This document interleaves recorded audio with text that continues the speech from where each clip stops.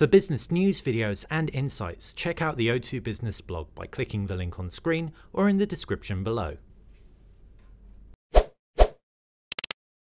Hey guys, you're watching BTech. I'm Basil. This is the Sony Xperia X. It's a £459 phone, but it isn't a flagship.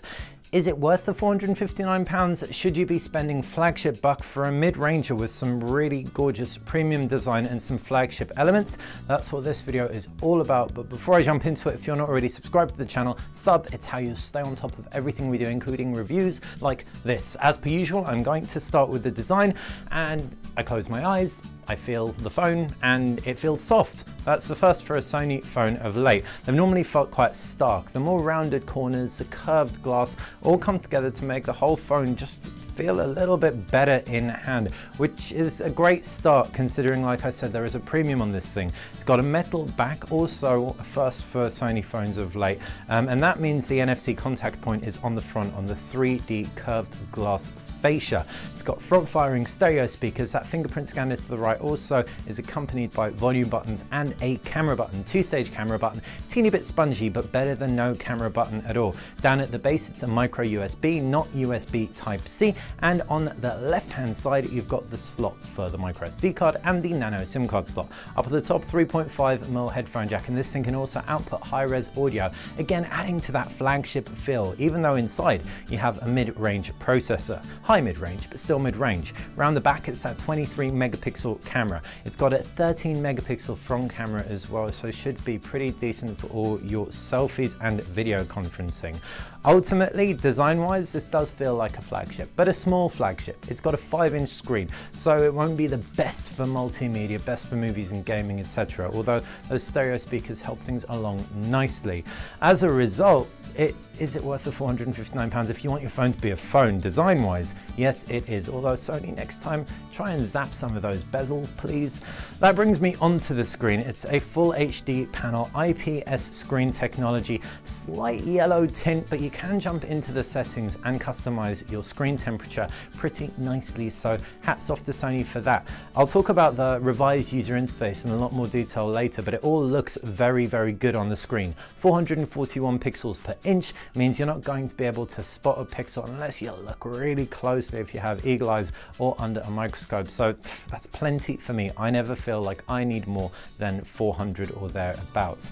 As a result, it feels like a flagship when you look at the screen as well. With the HTC 10, for example, having a really red hue off screen and the Quad HD resolution being a lot sharper, I'd rather a panel like this that was a little bit less sharp and a little bit more, well, just predictable when it comes to color accuracy off angles. Inside the phone, it's Android 6.0.1, and for the first time in a long time, Sony's actually implemented a few meaningful changes to the UI.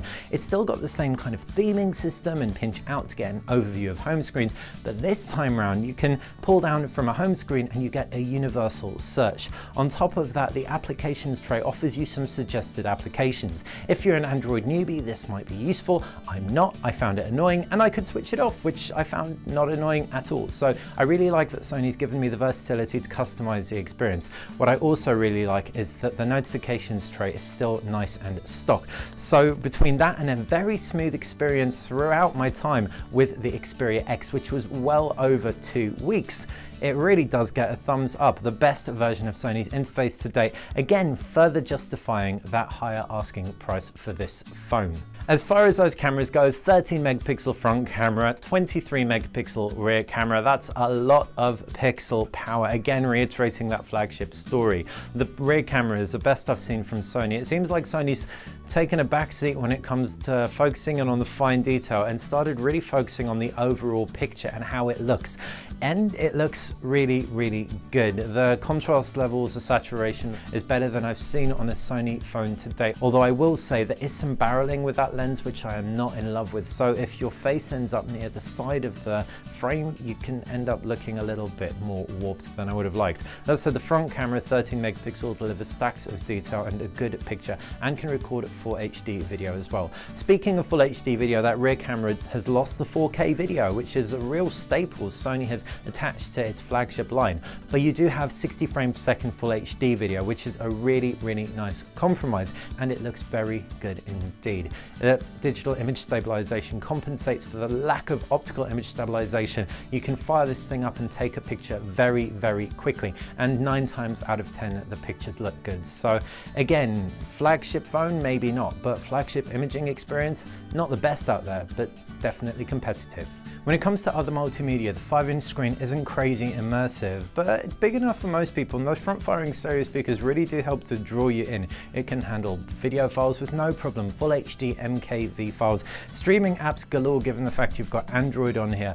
Obviously, Sony has their proprietary services on there too. Most of them you can uninstall, but some you won't want to if you have a PS4, for example. There's PS4 Remote Play, so you can access yours wherever you are.